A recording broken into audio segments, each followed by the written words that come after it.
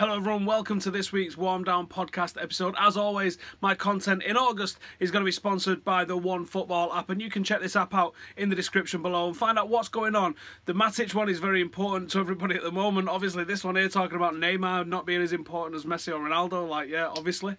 There's loads of world football news in this app which you should come and check out. Everything from Premier League to La Liga, Italy, Spain, everything. Even all the transfer rumours here, so we can see like Phil Bardsley to Burnley, that's a bit of a strange one. Jack Wilshere to West Ham, that's another strange one. Alexis Sanchez to Manchester City, that's one that's going to rumble on all summer long, I reckon. I think this could be a massive deal for Manchester City if this one goes ahead. Like I said, you can get all this app, everything that you need in the description below. Click the link, support them. They're supporting me for this month. You can even check out this week's game with Manchester United and Sampdoria. This weekend's game, which has just gone with Manchester United against Vålerenga. It's an absolutely banging app, loads of detail on it. Definitely need to be checking it out. It's well worth it for a free app. Get the notifications on, get everything you need to know. This week's episode is with author Simon Wadsworth. He is the author of this awesome book about Manchester United captains. Definitely worth a read, and this is definitely worth a watch or a listen if you prefer to listen to it on iTunes. Check it out.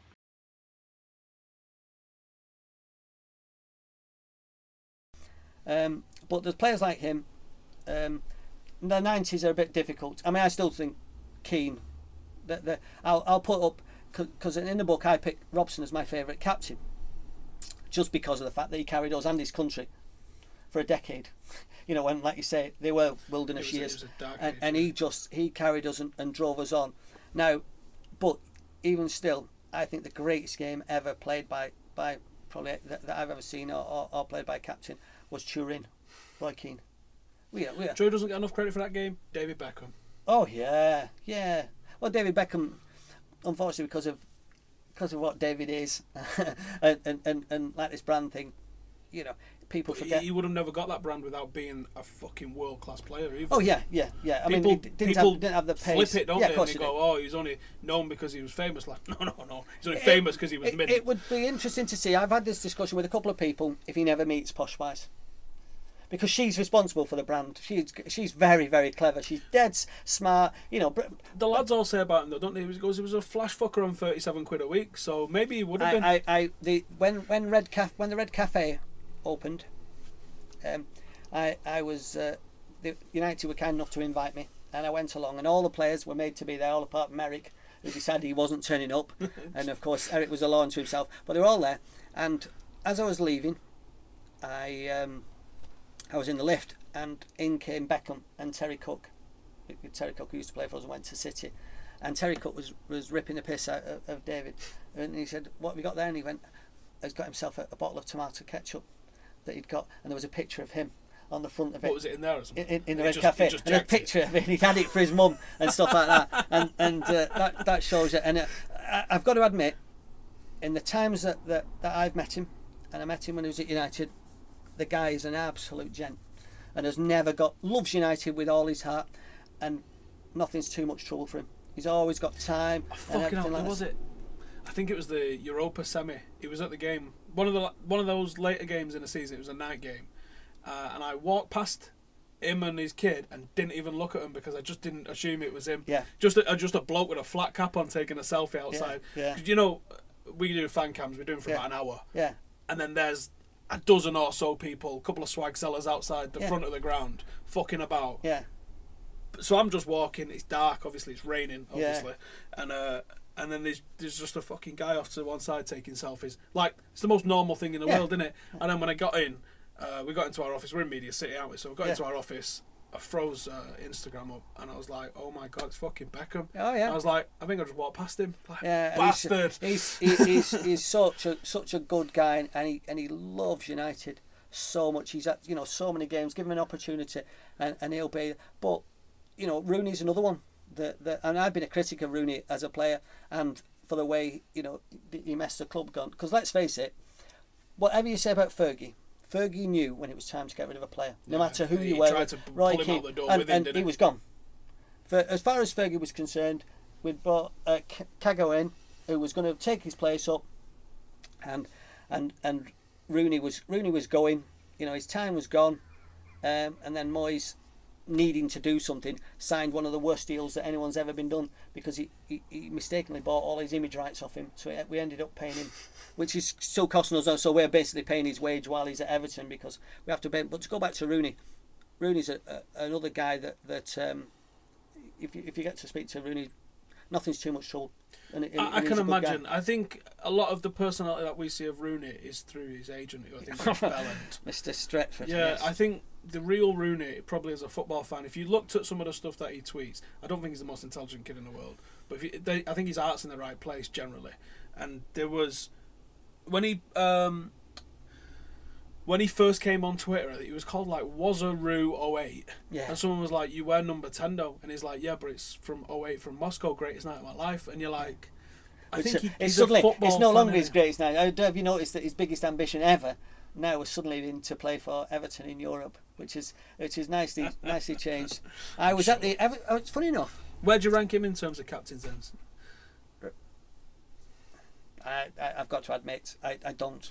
I just don't rate him. I understood. I think he was captain because there was seniority. There was nobody there. Yeah, I don't think same with Vidic. Same with Vidic, and I think that unfortunately that it's lack of people that put him there. What about Rio Moscow? Rio was captain for Moscow. Where do you stand on that? Because I think Rio wasn't club captain though, for Moscow, because Gary was injured the same way that Bobby Charlton wouldn't have been captain for '68 because Dennis was injured. Dennis Law was captain at the time, and so Bobby stood in. I think Rio Ferdinand was an absolute Rolls Royce of a player. Do you think his defending's underrated because people talk about his ball playing? He was a top defender who could also play, wasn't he? I tell you something, he wasn't just a ball player. I look at some of the defenders we have now, and Bay included, who like to dive in. I don't think Rio ever got his. I don't think he ever got his shots. He did that thing, the hashtag stay on your feet. Yeah, he did. Do you know what I remember? If I had to define him, there was a tackle. I think it was Torres. He fucking mullers him, wins the ball, and then picks Torres up onto his feet and screams at him, and you just think, wow. He was a guy. He was a guy. Monster of a man as well. Who loved playing against Thierry Henry, because Thierry Henry kept the ball on the floor and try and run him, and Rio could do that all day. You knew the game that you knew Rio was finished. The City one. City game. And you knew it because that was his game. And what Bellamy did to him, that when he just ran away from him, and he ran away from him, and you thought, you knew then, and if he'd had the same sense that Gary Neville had, he'd have held his hands up and said, "I'd love to talk to him about that because I have interviewed him, and he's done 3 or 4 videos with us for Devils, and he comes across as critically honest, and I didn't speak to him about that. I spoke to him about various different other stuff, but I actually wouldn't mind having a long conversation with him about when the time comes and knowing that you're at a level and knowing when you're my criticism of it will be the 08 against Barcelona. Sorry, not the 08. The game against Barcelona at Wembley, where he watches the ball crossed, and he watches it crossing, and Messi gets a free header, and Messi's the only guy in the box, and you think you're a good foot taller than him. Go and stand with him. Yeah, he's and not going anywhere near it. He's out of the game, and you let him have a free header, and there's nothing Van der Sar can do about it. And the 11 game, we were so far off the pace of it, but I thought the 2009 game, if Park puts that one in, I think is it at the post? Yeah. The first 10 minutes or so. Oh yeah. I think if that goes in, I think United win that. But yeah, was that the one Fletcher was banned for? Yeah, and one of the greatest tackles ever. Yeah, and it's also the one where he's trying to get rid of Berbatov, so he leaves Berbatov out of the squad.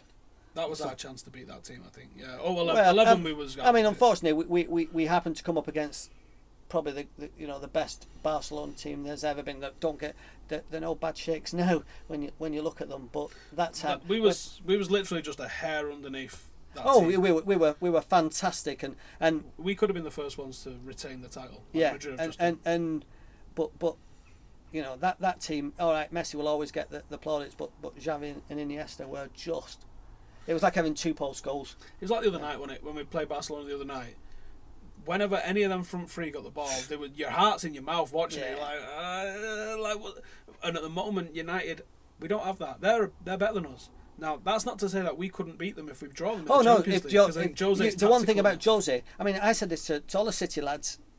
City took a 2-0 lead to Monaco last season. A 2-0 lead, to Monaco, and blew it because he was so busy doing his well, look at us, we'll go and play football. Plan A, yeah. Whereas Jose would have gone, it would have been a horrible, nasty game. You'd have watched it, yeah. You'd have thought it, job done.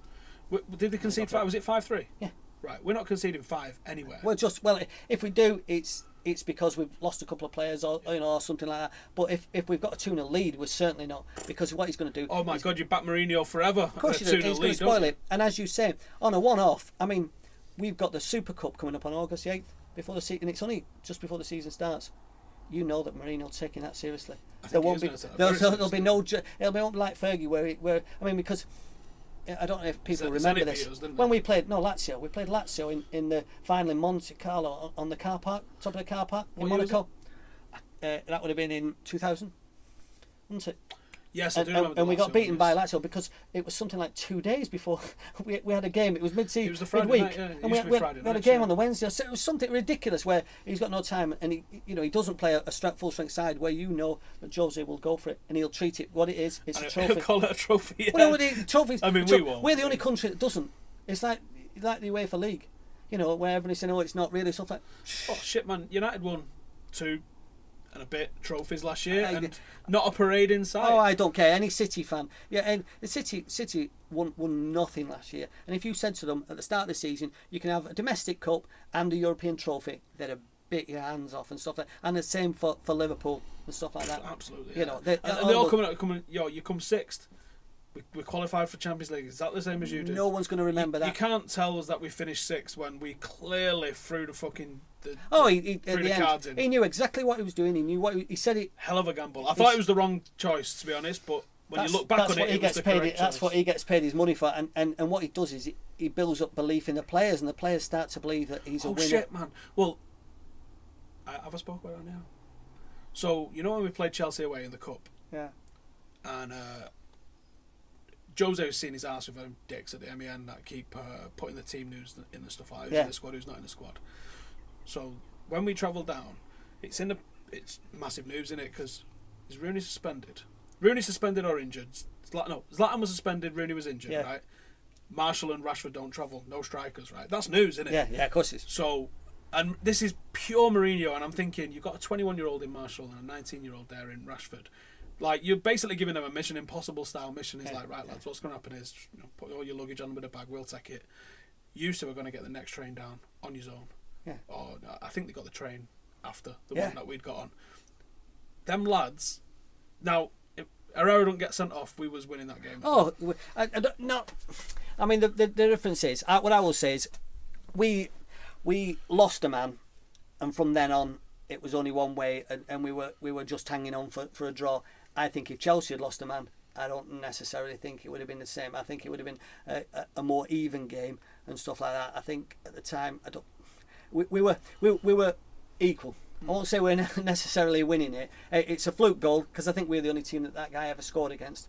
So and Rashford has that one chance that he gets, and if he puts that away, then who knows what'll happen. But Mkhitaryan was the only player looking like making stuff happen. Yeah. You take him off and put Fellaini on. Now you got a different game altogether. Yeah. You took a footballer off and put Fellaini on. Yeah.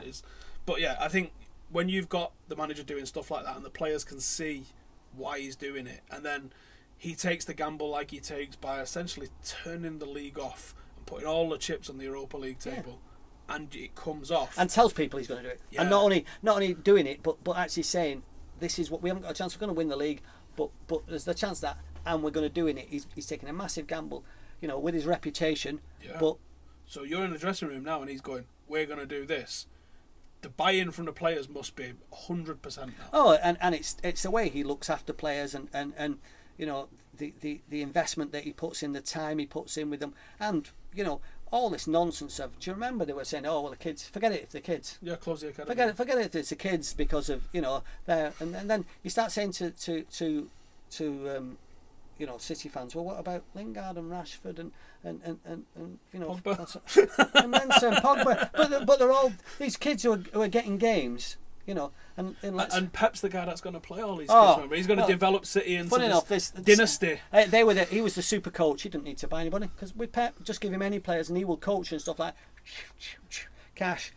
It's amazing how he's getting away with this. Given that, because the press have a loving with him. You know, in the way that they had a love-in with Jose when Jose first came. You know, that ends this year. If City don't win, oh yeah, I think if City don't win anything, I think. Do you think he'll be here by the end of the season if they're not looking likely to win anything? Yeah. If they crash out early doors... Because City haven't invested 2 years in him. City have invested 6 years in Guardiola. But what people forget is his team came over 3-4 years ago, and they started with the kids. Because let's face it, City's kids are the top, miles ahead of us. You know, academy wise. As teams, we did that thing where I had to defend it then, didn't I? Paul, saying as teams, they're playing as teams. They're teaching them to play as teams. United generally don't give a fuck about winning anything at any age group. Yeah, and you can say which is right or wrong.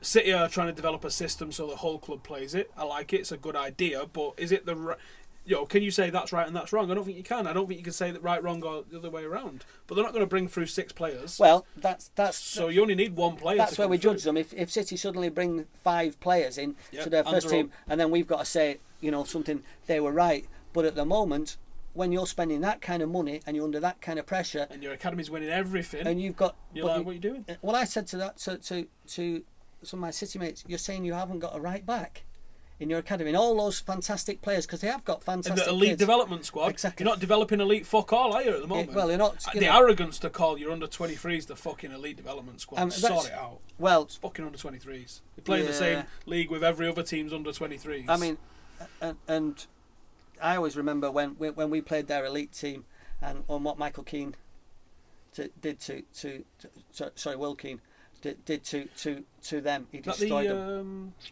Was that the Senior Cup? Yeah, he absolutely destroyed him. They couldn't live with him. Pogba on the bench for that, I think. Yeah. Well, Pogba might have played, actually. So, you know, they're what's it called? You know, it's as we've said, it's a hard balance to get, and I think that Jose does get, as United fans, you know, he's bought into it.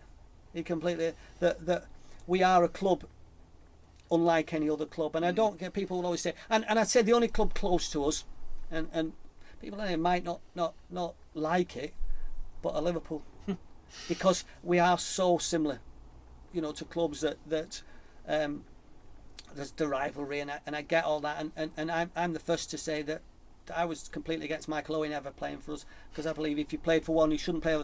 But as supporters, we are very, very similar. So that game he come on for the City game. Yeah. I think Wes Brown was either coming on or going off at the time, and I was standing there. We're all clapping. It was when I was in K-Stand now, and I'm clapping. And I turned around to the lad next to me and said, "This is for Wes Brown. It's not for fucking Michael." Yeah, Scouse cunt. Yeah, and he scores that. But, I ended up 7 rows down and across the aisle. But if he doesn't score that, goal, nobody can tell me. Nobody can tell me. You know what he brings. He doesn't do anything at all for us. Picks up a medal. You know, and that's all, and it upsets, you know, it upsets some Liverpool fans. But apart from that, but yeah, as clubs, you know, we have that tradition, we have that support base that expects a certain type of football. Without rivalry, football's nothing, is it? You need. Well, that's what a lot of people are forgetting now, is that without supporters, it's nothing. And I think football clubs are in great danger of they're spending money on players rather than supporters. And you think of they could basically, most supporters now could be going to watch their teams for tenner maximum, and clubs wouldn't even notice. Well, not even the latest TV upgrade, which blew the last one out of water, but the last one that we got increased every club's revenue by that much that every club in the Premier League could have let every supporter that went to watch a match in for free, and they wouldn't have lost a penny. They would have still been in profit. Exactly. And it's 60 odd quid at Arsenal's a fucking joke. Well, I'm just happy with how much it is. 37 quid where I'm at Old Trafford. I'm just happy with that. If it goes higher than that, I'm going to be like, I'm still going to pay it, but now I'm going to be pissed off paying it. I'm happy to pay what I pay. It's one of those things that they're playing a very, very dangerous game with supporters, because it is a great brand at the moment. But look at what happened in Italy. You know, I remember when Italy was Italian football's fucked, isn't it?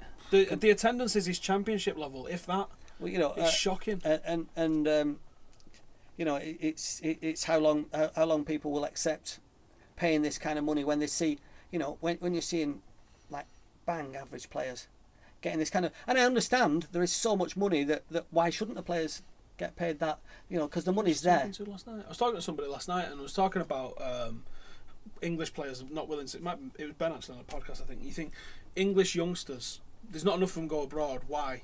Well, because they're going to earn 25 grand a week here in the reserves. Whereas if you go abroad, you might, you know, you've got all of the difficulties of living abroad. You might not pick up 25 grand a week as a first teamer. There's a kid at Chelsea who's made $1 million and he's never played a first team game. And as you say, if you're pocketing $1 million and you've never played a first team game, you ain't gonna. What's the point? You sit there, you know, and sit pretty and stuff like that. Was it Fergie or Matt that said, "Don't chase the money at United, chase success. The money will come." Of course it is, and everybody should know that. But it's, as you say, when you've got some agent, you know, in your ear saying, "I can get you this, I can get you that," you know, that's you would hope every agent just wants you to. I do worry about the amount of power that agent's got at our place. Viola. Oof, that bothers me. I think when you've got so many big players at one club, you start to pull the strings and you can start to say, well, you know, I've got them all here and stuff like that. And it's a dangerous game, and it's not a game that well, I was going to say. Keep them sweet, you're happy, aren't you? Fergie, if they lose their heart. Fergie had his certain agents that shall we say, he liked. Should we say liked? Because everything else is a bit libelous, I think. That's it. Yeah, we better be very, very careful about Sir Alex's transfer dealings. The book will come out one day by certain people, and it will blow the lid off a lot of things, but I'm not going to be the person to do that because I don't know. Good lawyers. Exactly. I don't want to end up in court for it. But yeah, one day the truth will come out about that. But yeah, to go back onto subjects that aren't going to get us into trouble. So let's finish on that because you are. Last time I spoke to you, was writing the goalkeeper's book. Yeah. What? Then I went on to doing a book about at the moment. There's a couple of things. The book I want to do, and I've spoken about it a couple, and I'm not the only one who wants to do it. There's a couple of journalists I know who are desperate to do it as well, and one of us will get it. It's Brian Kidd. Kiddell's the greatest story, and he's a 19-year-old local lad, Colliers, another Colliers, St Pat's lad, from like Nobby, who scores on his 19th birthday in the European Cup final. Fantastic. In that great team, then has to leave. Somehow he goes around and he's doing different things. He gets brought back into. He goes and plays for City, and Arsenal, but then gets brought back into the fold, and he wins the league with United. Fantastic, the dream's completed. Then all of a sudden he thinks, I can have a go on this on my own. Yeah. Absolutely brilliant.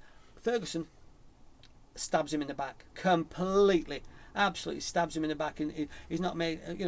Breaks him, absolutely breaks him. Brian wasn't ready for that kind of. I think he expected a bit more. Blackburn he went to, yeah, but you know, Fergie came out and said, you know, not good enough and stuff like that, and there was just no need for it.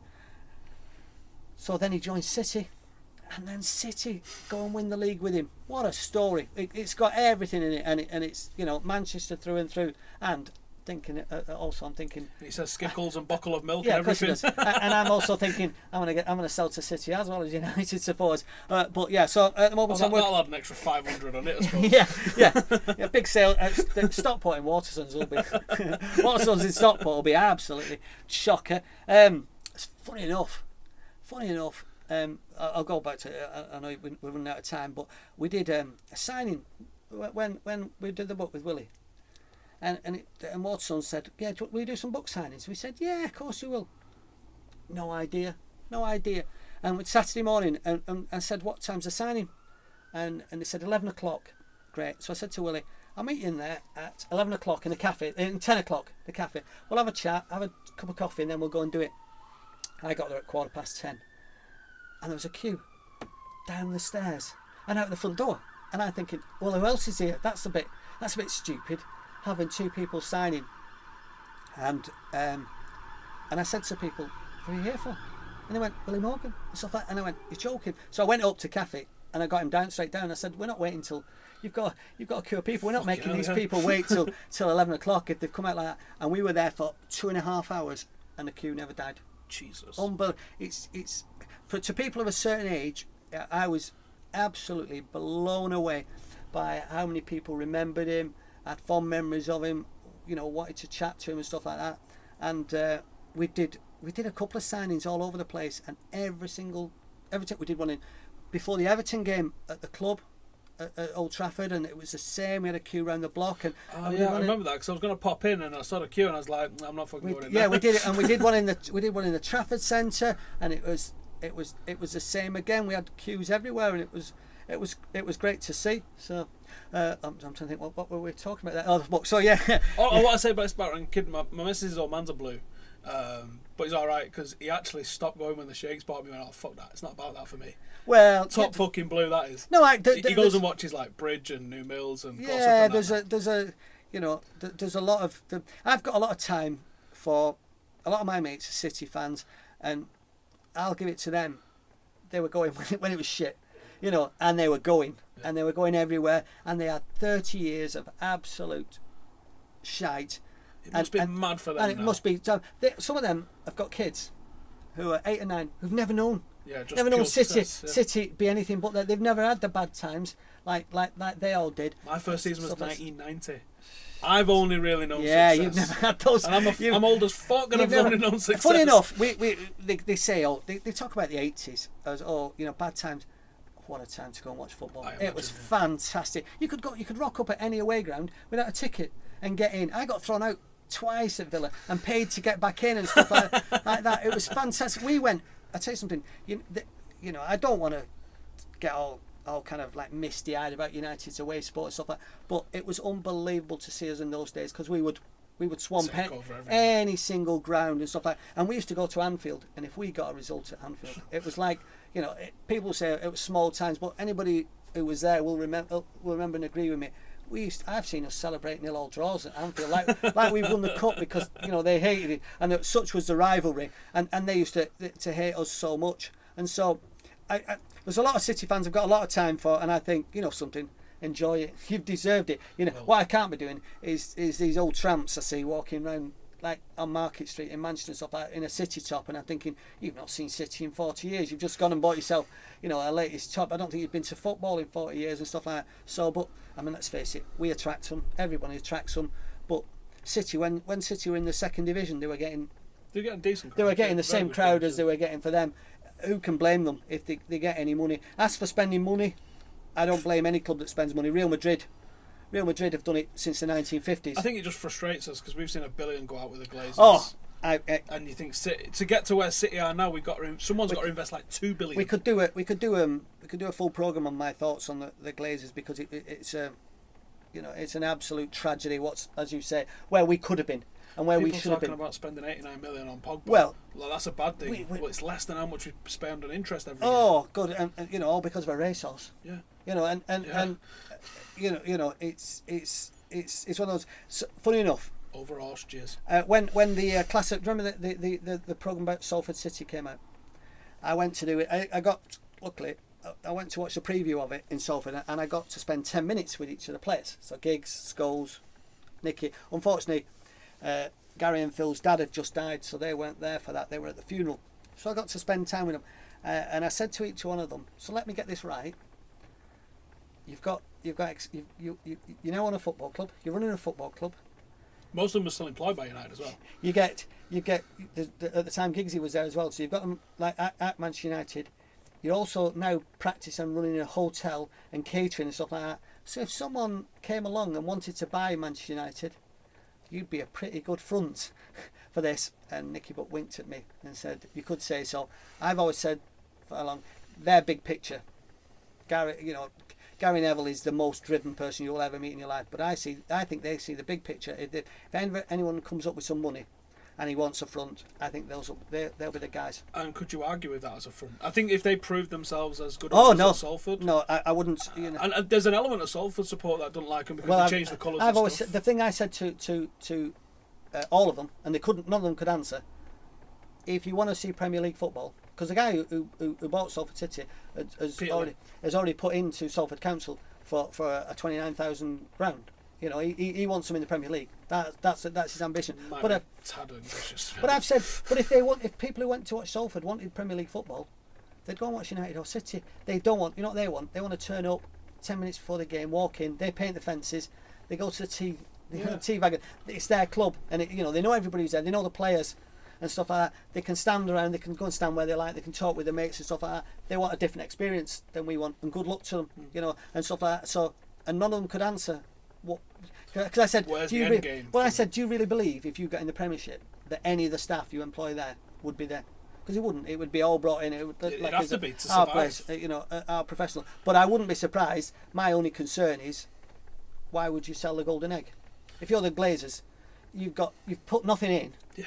It generates money. Essentially, money. me and you've probably put more in than they've ever put in. It doesn't essentially. It's definite, and you think to yourself, why are they ever going to sell something that costs them nothing, that produces money? They don't even have to come over and run it, and it just keeps generating money. So no matter how much you offer them, you offer them £1 billion.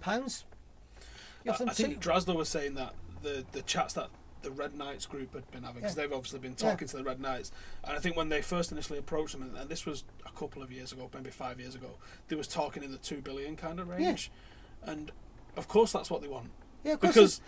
Because they obviously the business of these shopping malls in America sometimes has bad times, and they have to take a lot out of us. But at the moment, it's just. I mean, there is an argument that I think the two daughters wanted to sell, didn't they? I think the daughters were looking at when Malcolm finally pegged it. I think there was a bit of an argument between the families, but those idiot sons of his, thought, oh yeah, we'll keep it, and why not? They swan in, and it's costing jack shit. Well, it's costing them nothing and getting money. The funny enough is that Dave Whelan at the '79 Cup final against Arsenal. What where he broke his leg by any chance? No. He's never mentioned that, has he? I don't know anything about it. But he was sat next to Martin Edwards, and Martin Edwards tried to sell him the club, lock, stock, and barrel, in '79 for, I think it was 38 quid. It was under 10 million. He had you bought it, everything. There was not a little bit about it, and you had the full club. And he at the time he wouldn't take it because he thought it would damage his business, JJB's. He thought that people wouldn't buy from him if it was connected to United and stuff like that. So, so the club's up. Michael Knighton. That was $1 million, wasn't it, for Knighton? Yeah. Well, Michael Knighton, his stupid thing was he didn't keep quiet. He should have kept quiet about it. So he went in and said to Martin Edwards, I'm going to do this, I'm going to float it, and everything, the potential's all there. And because Edwards was like, fuck it, I'll float it. And Edwards, so, thanks for that. And Edwards, now, Edwards has walked away with over, let's get this right? Edwards has walked away with over £100 million. He's still on the boat as well. Club. Oh, yeah. So he's probably picking a wage up as well. Well, I mean, I'm sure his wage isn't amazing, but it's probably better than mine. If you stay on board, mine, to be honest. If you're Bobby Charlton or Alex Ferguson is paid £1 million a year still by that club. Now, some might say he deserves it. I don't want to get all political on why he deserved it. I personally, my opinion says, here's £1 million. You stay sweet. Yeah. You never say anything against us, and we'll carry on paying. Yeah, and the same with Bobby. God bless him. He gets his seat, he gets his stand, and he gets whatever, and he never comes out and says anything bad. About them, so fine. Madness. Right, let's finish up on one last thing. Okay. It might take a while, but you said Brian Robson is your all-time greatest captain. Yes. Run us down the top three and give us the general gist of the whys. Captains or players? Captains. Robson has to be my favourite captain because of everything about him, his attitude, what he brought to us, the glory nights, anyone who saw him, the influence he had on other players, the way he dragged us along, the way he carried us. Absolute wonderful player. For those that are too young to remember, and anyone who's same age or younger than me, that's you. When I interviewed him, I said, which player in the modern game really emulates, replicates you? And it hurt me when he said it, but when you think about it, say Gerrard. It did say Gerrard, yeah. So Gerrard to Liverpool in their lean years, winning cups on his own.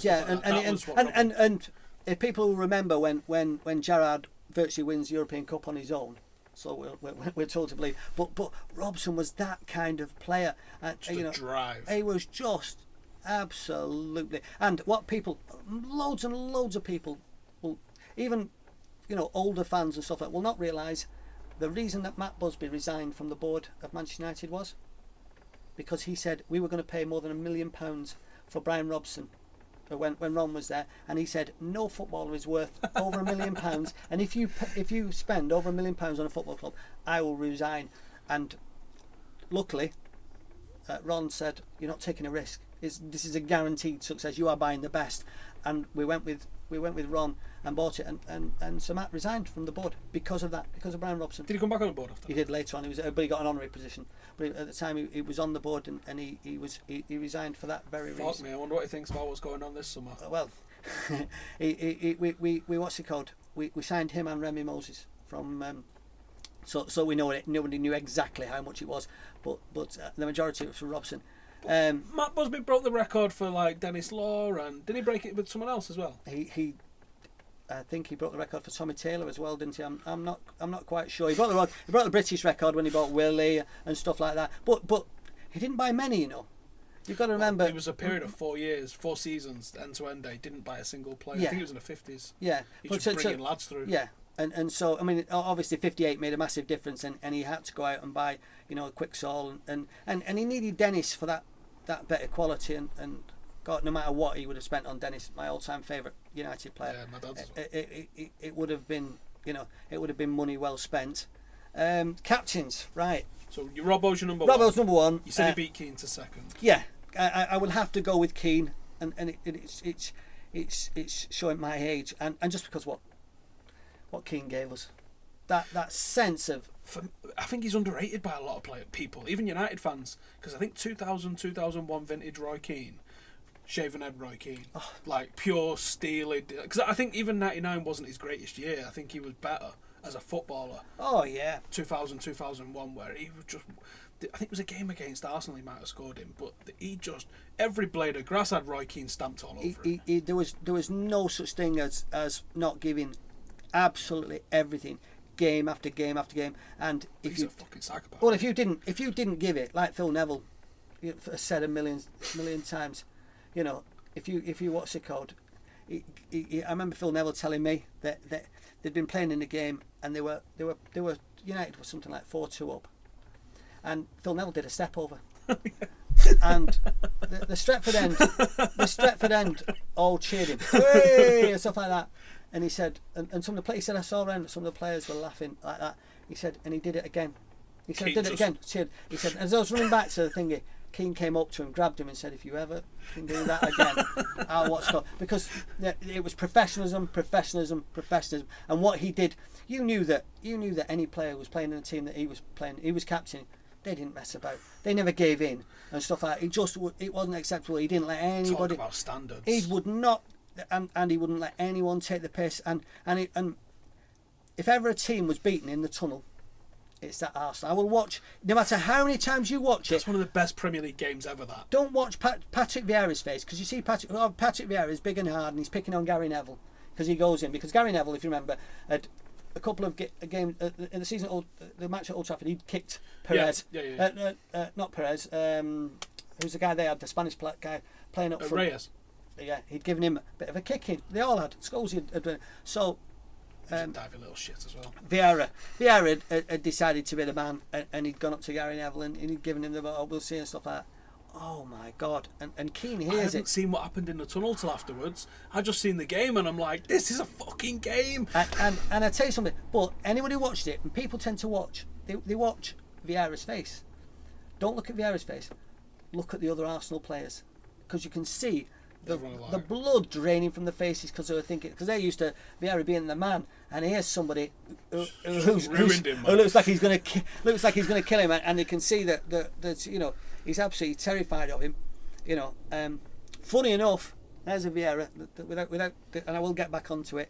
Imagine what a team we would have been when Vieira was coming to United. Ferguson got the money for him. He'd agreed it. He changed his mind at last minute. I don't know why. Was that when he was still at Milan? No, when he was at Arsenal. Oh, he was Arsenal. coming to us, bang on. He picked his house and everything like that, and he changed his mind at the end, and we were left with the money.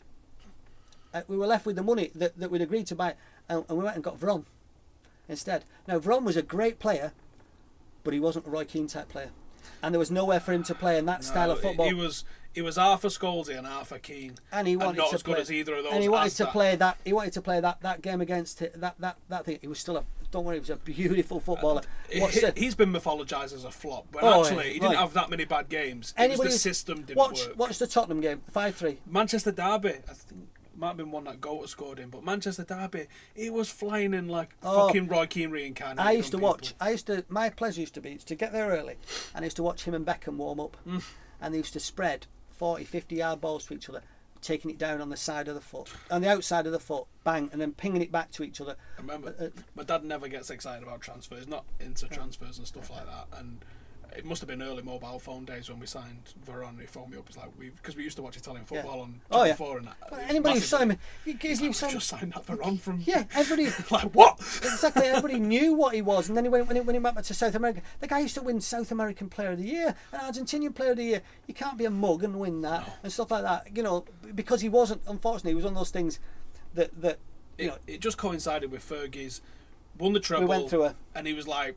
Not quite being able to dominate Europe. Imagine that team, though. Imagine that team with Vieira and Keane.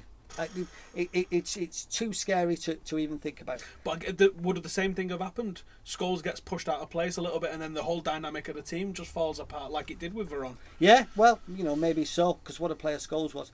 Third captain is difficult because. I think Keane and Robson stand out. Keane and Robson, and I never saw him, but from all I hear, Roger Byrne was to players who played for him would have done anything for him. They would have run through brick walls. He was a fantastic. He was a captain in '68 final. Roger Byrne. He played in '68. Roger Byrne died. Was he one that died in Munich? '58 in Munich. He was the captain of the Munich side. Fullback.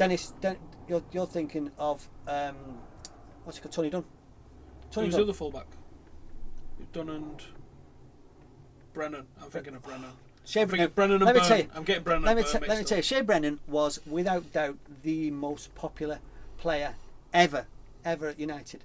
He was, everybody loved him and stuff like that. And there's a great story about the what's it called? They're having United getting beaten by Wolves or someone like that at Old Trafford. And Matt's got the team in, and he's saying, one of the players fucking and Shea, he's saying, Shea and Shea, you're supposed to be picking up Shea. Where's Shea? And they went out, and in those days there used to be a phone box. There used to be a phone box in the corridor between that, and he said, they went out. I forget who it was sent out. It might have been Nobby went out to say to him, and Nobby said to Shea, Shay's on the phone having a smoke and stuff like that, and he's saying, Shay, what are you doing? So the boss is. He said, oh yeah, I've got a bet on the 3 o'clock thing. I've just found out and everybody loved the man. He was a character. But no, Roger Byrne was the captain of that 58 team, and there was no doubt he was the captain. Started off as a left winger. Yes, because we did speak about him on the Munich thing I did with my granddad. He was an England player, but he was. I think he said he was like a proper gent, like because I think my granddad went into about how the character he was as a bloke, as well. Yeah, no, just but he was like Wilf will tell you, he was only 3 or 4 years younger than those babes, and yet he could have been 15, 20 years older than him. He what's it called? That was the respect they had for him. We've had, I could talk about Alan Bichilton, who played his first game.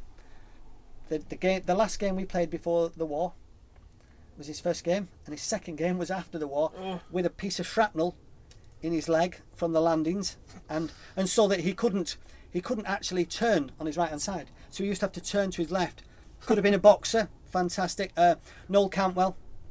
Just a beautiful footballer, came from the West Ham school, and absolutely, and he was one who was bringing thinking football miles before anyone else. Johnny Carey. Anybody who saw Johnny Carey will tell you he was the early babes when the first couple of cups and Johnny Carey was 48. Did he play for Ireland and Northern Ireland as well? Played for both of them, and everything like that. Dennis was captain. But I think you should stick to players that you've actually seen in the flesh, rather than that. And so, in third place, I would have to go for Buchan, for no other reason than, you know, he defended. I can remember wanting to be Martin Buchan. Was his partnership with Hill, or they didn't overlap? Who was his partner? He would have had Greenough. Right. He had Greenough. Hill. The famous thing for Hill was didn't they like bookend each other almost? No. Hill was a left winger. Right, who the fuck am I? Gordon Hill was a left winger who scored. Anybody? McQueen. I'm thinking. Oh, Gordon McQueen. Gordon McQueen. They bookended each other almost, didn't they? Gordon McQueen. Who was a. See, I know fuck all about the 70s ones. Yeah. No. Gordon McQueen was part of that great Leeds team of the 70s with Jordan, and we went and just absolutely robbed them. And Gordon comes out with that great quote of 99%. 99% of players want to play for United. The other 1% are liars. And Gordon's a really, really funny guy, dead funny guy, dead dry, and he has some brilliant stories. Too libelous for me to repeat. Same with Joe Jordan. Joe Jordan's a fantastic guy and really, really clever guy as well.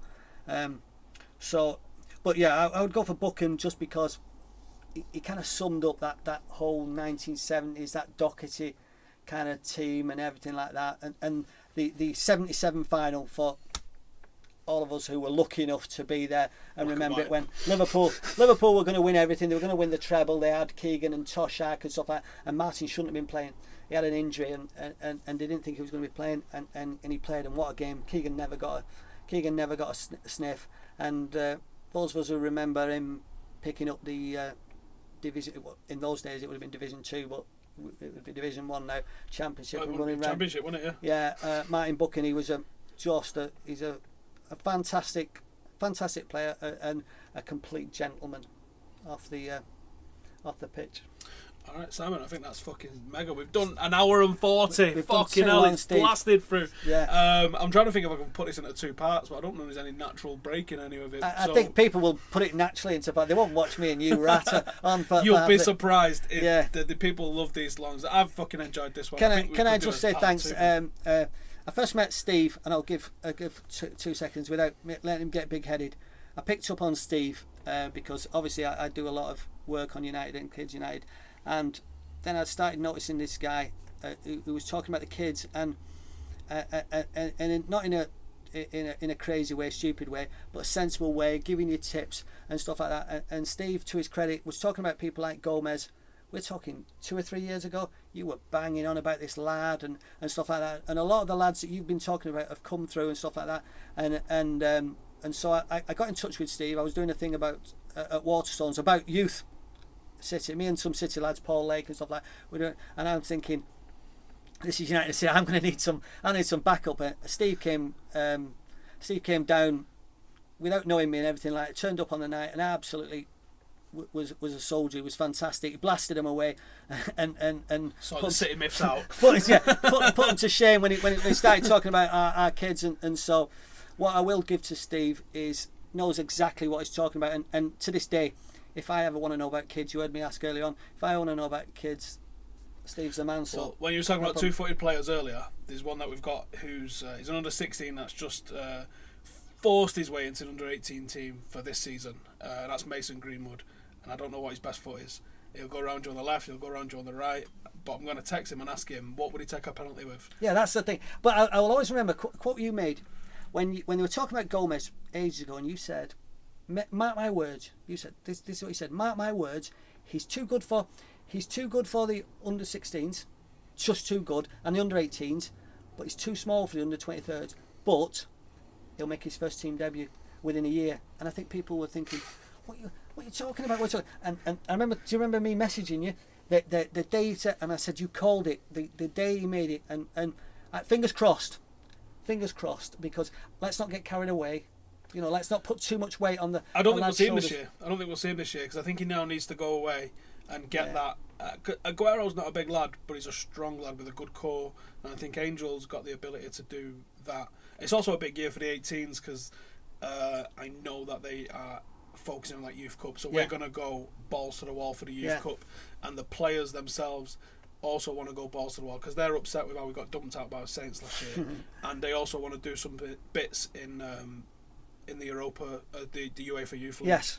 So, and I think United as a club need to put some emphasis on that because Yeah. we should be considering ourselves the best teams in Europe. Yeah, oh, definitely, especially with our history and our traditions at all. Yeah, definitely. So I think he'll be kept in the 18s quite a lot this year, and I think we've got a very strong squad with a very exciting group of lads coming through, and there's been some really surprising performances last couple of weeks from players that I didn't expect as well. So yeah, it's a good one. But Mason Greenwood, that's another name that you need to watch because he's. When I tell you this, you'll watch him and you'll get it exactly. He runs like Van Persie. Like Van Persie used to run in slow motion a little bit, but that Joe languid kind of style. Just knowing when to go. But if I had to compare him to a footballer in a first team somewhere, is Ronaldo-ish. Right. So he won't operate on the end of someone. Whether the ability is the same. That's a big call. I don't throw comparisons like that out lightly. Yeah. I'm talking in terms of how direct he is, how he'll go around you left and right. He'll hit it long range. He's good in the air, and he's got that steely, dead eye sort of. They played the other week. He came on 45 minutes. They won 6-0. It was 1-0 at half time. He scores a hat trick in the second half. He's a 15-year-old at the under 18 level, and he's because of his size, he's probably 6 foot. Yeah. And he's got big joints on him, like big elbows, big knees. Like there's a frame to grow into. Like he's going to end up 6'2", I reckon. Have you seen the great film of Lukaku when he's that age? And he just looks like like somene's put the dad on. Yeah, to play with him. He's not that ridiculous. Yeah. He doesn't look out of place playing a year ahead or 2 years ahead of himself.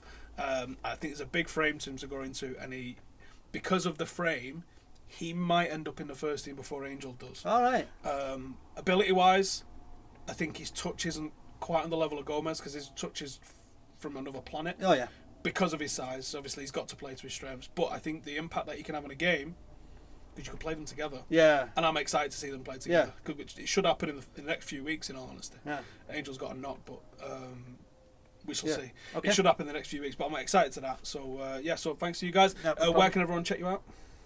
They can't check me out. Are you all offline everywhere? I'm too old to be getting involved in all the stuff you Steve.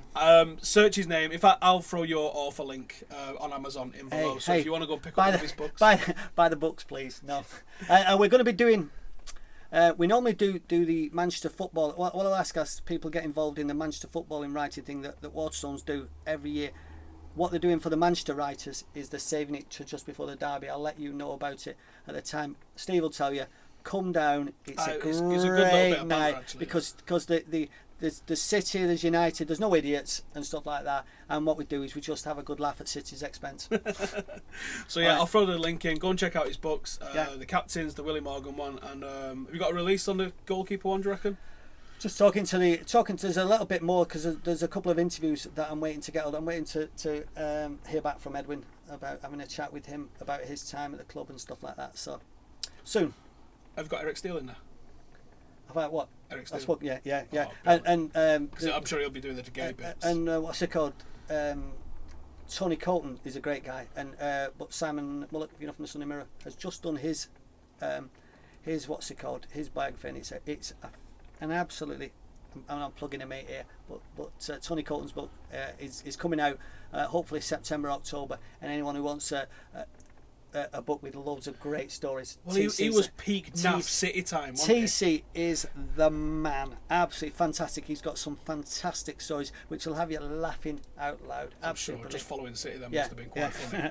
So yeah, go check out his author link in the description below. Simon, thank you very much, mate. Good man. That was a fucking awesome little chat. Hope you guys have enjoyed that, and the next release of the book will get you on for the goalkeepers one after I've had a read of fantastic. it. And, we'll talk about that one. Right, thanks for watching. See you later.